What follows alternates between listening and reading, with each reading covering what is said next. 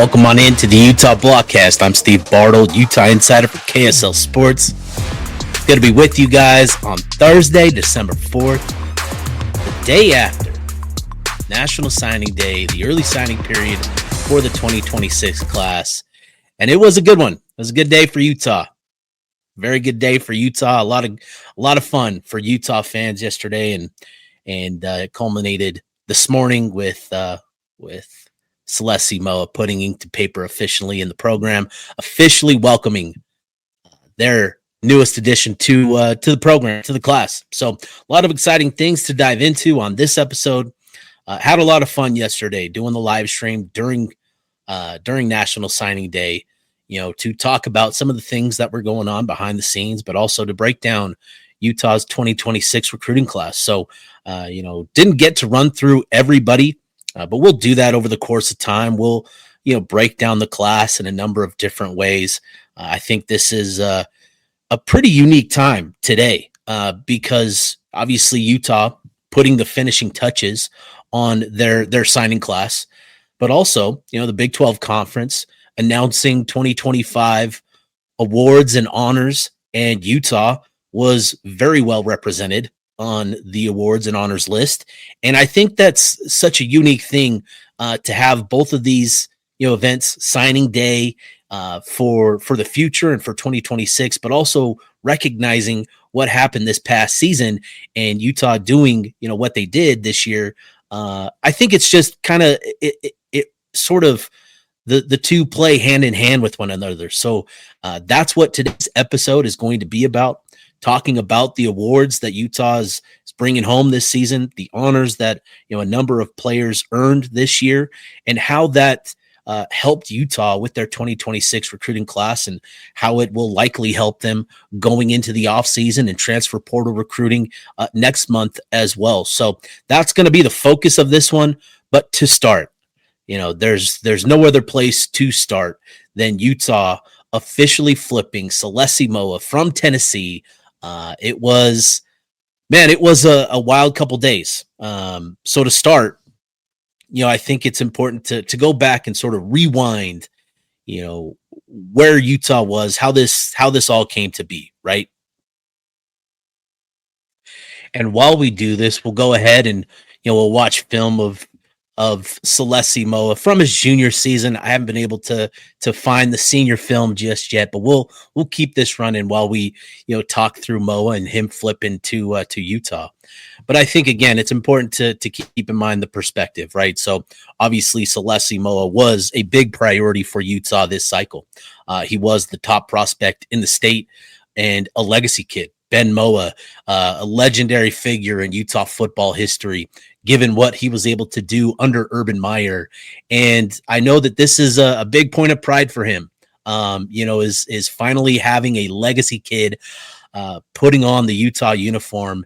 And, in hearing from Salesi and some of the quotes that were shared in his decision to flip to Utah, you can tell that there's a lot of excitement and a lot of determination to build upon that Moa legacy with the program. And, given what Utah has now in Salesi, I think there's a really great opportunity that, Moa is going to be able to do exactly that.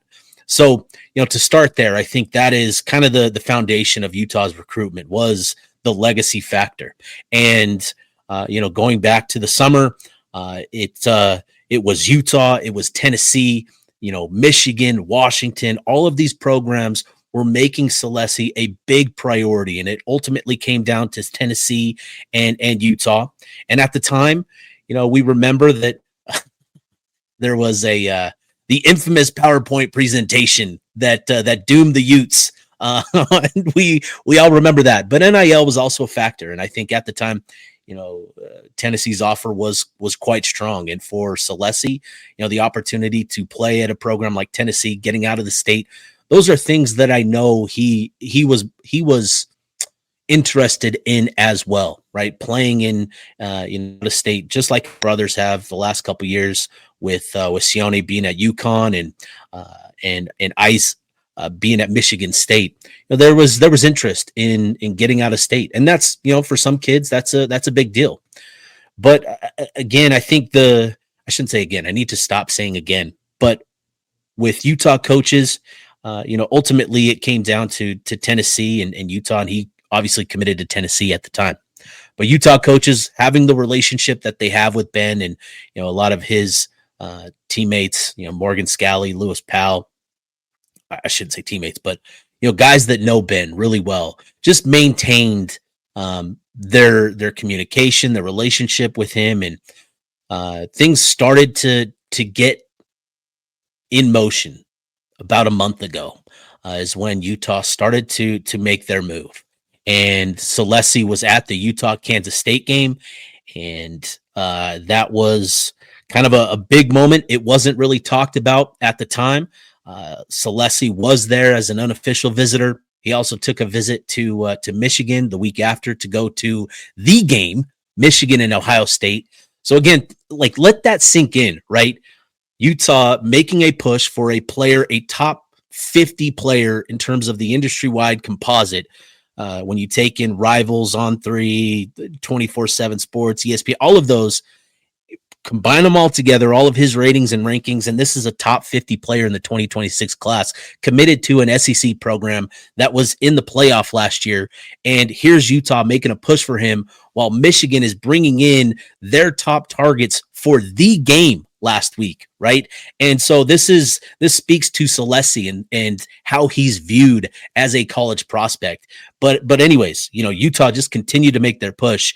And over the last 4 days, it seemed like there was a chance that this could happen. I remember starting this, on Tuesday, Monday or Tuesday. I think it was Monday, and just saying like, hey, there's something in the works here. I can't necessarily talk about who. I went on the podcast on Tuesday to preview signing day and also talked about it there, that there was a flip possibility for Utah in the works. And, I went to bed Tuesday night, 1 a.m., feeling like there was probably a 30% chance that Utah could pull this off. By the morning, that was about 40%. And then just with each and every update throughout Wednesday, the optimism, the confidence grew that Utah was going to be able to pull this off. And it hit the afternoon time, and it felt like it was a done deal. And then obviously Blair Angulo dropped the bomb like he does, and he's been all over Salesi's recruitment. He's developed a really strong relationship with Salesi, and he's the guy that's been plugged in on this the entire way. And once he dropped that crystal ball prediction, it was as good as done. So for Utah, this is a big win to flip Salesi. And it speaks to a couple of really important factors here. And I think it's important to start with the money factor and NIL being a thing. And this is, an interesting dynamic for Utah and college football in general. There was a tweet from Bud Elliott of the Cover 3 podcast and 24/7 Sports, where he talked about kind of highlighting the difference in terms of the talent distribution in college football. He broke down what the 24/7 Sports, they have their team rankings and team points, that's where these rankings are generated from. You have a team score, right? And he highlighted the difference between the first and 16th ranked program, or the first and 30th ranked program 5 years ago, being a difference of 80 points. And then this year, it's you're looking at teams 1 through 30 where there's a difference of I think it was actually 80 points, but this year it's like 50. It just basically the distribution of talent. I should just pull up the tweet because I'm butchering it, trying to paraphrase it all.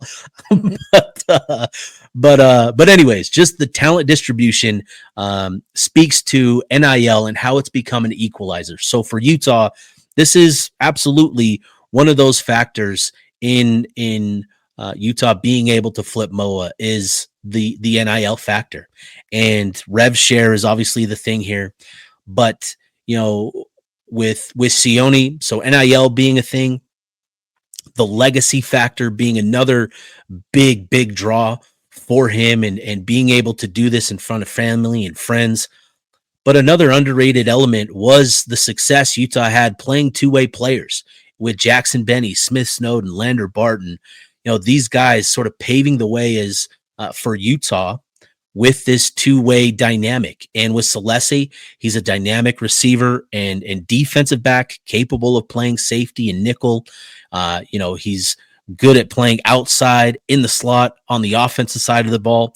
And to see what Utah was doing with Snowden, Benny, and Lander, I think was also a really important element, because I know Salesi wants to continue to be a two-way player, at the next level. So this is a great situation that all sort of culminated together over the last couple of days, with Utah being able to flip the number 46 ranked player in the 2026 class based on the composite. He is the number 2 highest rated commit in program history, behind only fellow 2026 signee Kelvin Obot, who is the number 1 highest rated player in program history now. And, another interesting fact is Texas Tech and Utah, the only 2 Big 12 programs to sign 2 top 50 composite players in the conference this year. So pretty big accomplishment. And, we can go back to the summertime and, pull receipts of summer freak out over Utah recruiting and concerns and worries. And I think at the end of the day, Utah was able to, capitalize not only on the success that they've had in years past, but also, what they've been able to do this season. And what they've been able to do this season has translated into a lot of hardware and awards and honors for the program today. Yeah, and so I think Utah's success going 10-2, and with what they were able to do offensively and defensively, it translated to a lot of hardware today for Utah. Spencer Fano earning Big 12 Offensive Lineman of the Year. He was far and away the best offensive lineman in the Big 12 this season. I think he allowed just 5 pressures all season long. He was dominant in the run game. He's been that guy for Utah each of the 3 seasons he's been a starter. A freshman All-American, and an All-American, All-Conference performer last year, and he will likely do the same again this year. He has lived up to the billing throughout his 3 years with the program. He's a first-round lock, and to have this sort of hardware, and for Caleb Lomu, his counterpart on the left side of the line, who also allowed 0 sacks on the year, being named a first-team All-Conference offensive lineman, I think it says a lot, and it meant a lot in Utah's recruitment of Kelvin Obot. So the success this season, the success in previous years with Fano as well, and even before that, all of that has culminated in Utah being able to pitch Kelvin Obot on coming to Utah and maximizing his potential, his opportunities. And I think that's been really beneficial for the Utes as they've had to fend off, as they've had to beat out, Oregon, Michigan, and Nebraska, 3 programs that have also done a lot with offensive linemen, in recent history. But for Utah to make the most of this season with Spencer Fano and Caleb Lomu earning the awards that they did, I absolutely think that played a part in Obot's decision to commit to Utah and remain, completely locked in with the program throughout the process. So, obviously, big shout outs to Fano and Lomu. Both of those guys are likely first-round draft picks this season, and it's going to be on guys like Kelvin Obot and Matali Benjamin to carry on the legacy moving forward. And I think that's a pretty exciting opportunity for them.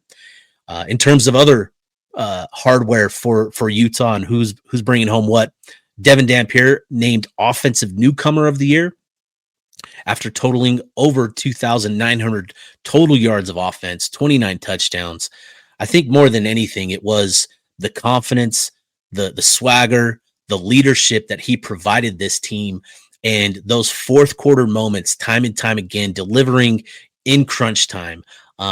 he was the guy in those moments for Utah. So to earn newcomer of the year as a quarterback for Utah, given what Utah's experience was in 2024, I think that's significant for the program moving forward. On the recruiting trail this year, they initially landed Mike Johnson Jr. out of Georgia, a similar dual threat quarterback to Dampier and to Bird Ficklin, and that's where it started. And then with the success they've had this year with Dampier and with Ficklin as well, Utah was able to make a pitch to Kane Archer and flip him from UCF. And now you've got two QBs in this class that you feel really kind of solidifies the depth in that room to withstand potential departures in the transfer portal. And Utah's positioned themselves really well with that quarterback room now. And it's, due in large part to the success that Dampier had in earning, this newcomer of the year and being a guy that earned third team all conference honors. It's kind of crazy that he only earned third team, but obviously you understand that, Texas Tech and Baylor and BYU, those teams are going to have guys that, have earned awards as well and earn honors. But I think for Dev to make the most of this season and to earn this honor, I think is a big, big deal for him. And it's going to help Utah moving forward. And then the other first team all conference member, John Henry Daly. And obviously it's super unfortunate that he wasn't able to finish the season, that he suffered his injury. I know that he just had his surgery. And by all accounts, there's a lot of optimism for him and the recovery path that he's going to be on. But he made the most of this season, finishing, as among the leaders in sacks and tackles for loss. He was the guy that came out of nowhere to really make a difference for Utah this season. And you look at the class this year and who Utah was able to bring in: Preston Pitts, PJ Taki, and then the clip of Fasiali on signing day yesterday. You look at that defensive line and the success that Henry had, or that Daly had, and you just like how it's going to translate to the future success with these guys coming in as potential edge rushers. So Utah's keeping that room pretty well stocked on the recruiting trail. And, again, to get back to the trenches and the offensive line, to keep Obot, locked in and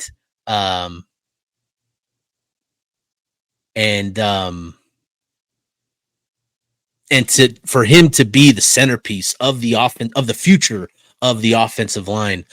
Utah's been it's been really important for Utah to continue to build out the trenches, to add depth, in this class, to add pieces that can come in and contribute right away.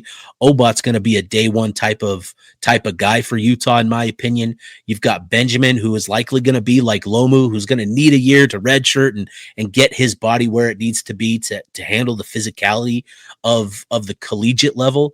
But he's got a lot of elite qualities that you really like, especially with how Harding has proven his ability to develop and get the most out of his players. So for Utah to get those two, and then to have Moses Sparks and Rowdy Pierce, you really feel good about the future of the offensive line as well.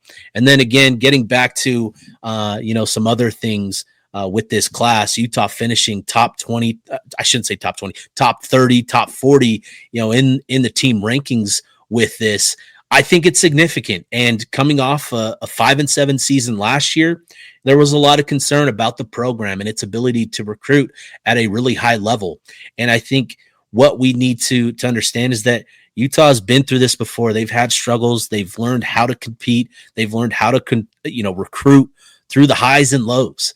And give this program a lot of respect, give the staff a lot of respect for turning things in just a year. And now as we get to the next phase of the offseason, where with signing day coming to a close tomorrow, or I should say the early signing period coming to a close tomorrow, the next phase is roster retention and transfer portal recruiting. And when you have a 10-2 season like Utah has had, I think that's going to benefit Utah in terms of their ability to retain players, but also bring in some key pieces to help them bolster the 2026 roster. And when you look at the roster, there are a lot of young players. And for a a couple of positions. Utah is going to need some collegiate experience through the transfer portal to really kind of round out the outlook of the team going into next season. And it starts with the offensive line. Obviously, we're talking a lot about Fano and Lomu, but you're also losing, really big contributors and impact players in Jaron Kump, Tanoa Togiai, Michael Mokofisi. These are all guys that have earned honors throughout the year and have been recognized by Utah and the Big 12 time and time again. And so Utah potentially is going to have to replace all 5 linemen. Fortunately, Utah's done well to stockpile depth over the years, and they've got a lot of guys that are certainly chomping at the bit to step up into starting roles. But Utah's going to have to go into the portal and bring in, a couple of linemen that have experience just to have it in the room. And that's going to be a key element for Utah going into the transfer portal.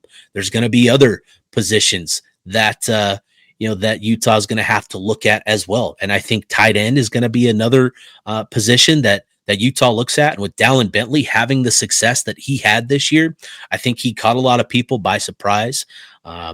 If you pay attention to the right people, a lot of people talked about him being a guy that could break out, even though it's been a breakout. He's been a breakout candidate. It feels like each of the last 2 seasons, he finally did it. And that's all that matters. He finally did it. He was finally fully healthy and was able to showcase what he's able to do. And unfortunately, he is a senior and he is going to have to move on from the program.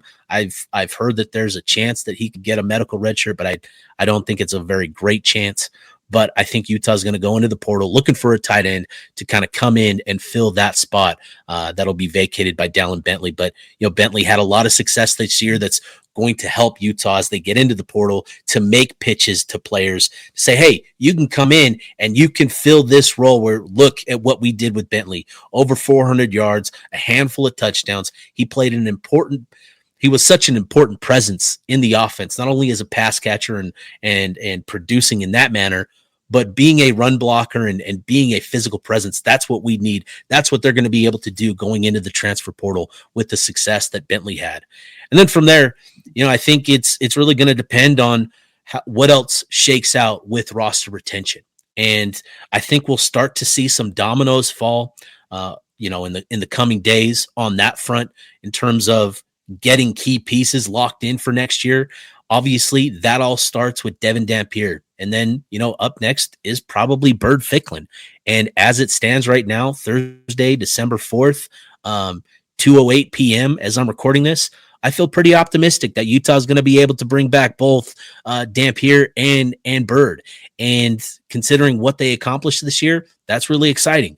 From there, now that Utah is going to have those two potentially locked in, that's going to allow them to move on throughout the rest of the roster to bring back key guys, and then they'll have a much better idea of how to approach the transfer portal, and even some potential high school recruiting is some players are holding off until February to sign. That could open up some opportunities for Utah to pursue additional high school recruits as well. So a lot to shake out over the next couple of weeks in terms of getting a clear picture on the 2026 roster and what Utah is going to need. But as of right now, given what you did in 2025, the success that you had on both sides of the ball, I think it's a really exciting time for Utah as they move into the next class and recruiting 2027. There's a lot of talent in this next cycle, and you have a 10-2 year that usually parlays itself into greater success the following year. So it helped Utah this year, but it usually translates more so in the following recruiting cycle. So Utah will get going on that front here now that they've put ink to paper the last couple days on this year's class. They'll now turn the page to 2027, where it's all gas for Utah football. So I think I hope Utah fans enjoyed yesterday. I had a lot of fun doing the live early on in the day, answering some questions, and then doing another Twitter space later on at night to kind of run through some questions as well. Had a great time doing that. I want to say thank you to everybody that has supported the Utah Blockcast. It really does mean a lot to me. It's been really cool to hear the feedback from KSL that this continues to grow. I've always been I know that the Blockcast has been the podcast for a lot of people, but it's really cool to see it continue to grow beyond the people that I know and interact with on a pretty consistent basis. And so I just say thank you to everybody for making this so much fun for me. I've enjoyed doing what I'm doing. I love my job. I have the best job. It's really incredible for me to be able to do this. It's not lost on me, and it's why I continue to bust my butt as much as I do. So I want to finish on that note, and really excited for next year and what's to come. With what we're doing with the Blockcast, but then just in general covering Utah sports. So appreciate everybody. That'll do it for me. I'm going to be recording another episode to go more in depth on basketball and Alex Jensen, and getting into the meat of his first year at the helm of Utah basketball. We've got a number of games now to kind of assess this team and the trajectory that it's on. So I'm going to welcome on Andrew Crowley, aka Running Hoops pod, and to bring him on, and we're going to talk all things running Utes hoops on an episode that we'll drop later tonight. So looking forward to that as well. But I'll go ahead. I'll put a bow on this one. I'll press end record, and we'll be off and running later tonight to talk more hoops.